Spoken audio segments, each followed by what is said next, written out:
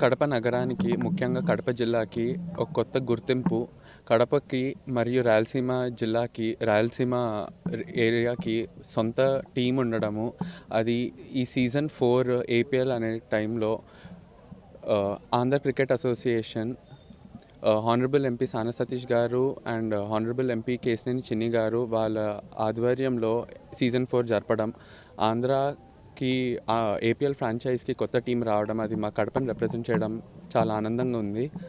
అలాగే ఇక్కడున్న best facilities అన్ని ప్లేయర్స్కి ఉపయోగపడాలి అని at the same time team owner గారు శ్రీధర్ గారు కమిట్మెంట్ ఇచ్చారు. ఇక్కడ లోకల్ టాలెంట్ని ప్రోత్సహిస్తారని, ప్లేయర్స్ని స్పాన్సర్ చేస్తారు అని, అలాగే రాబోయే ఒకవేళ ఫ్యూచర్లో ఉమెన్ ఏపీఎల్ జరిగేటప్పుడు కూడా ఇక్కడ ఉమెన్కి ఎంకరేజ్మెంట్ ఉంటుంది అని గ్యారంటీ ఇచ్చారు.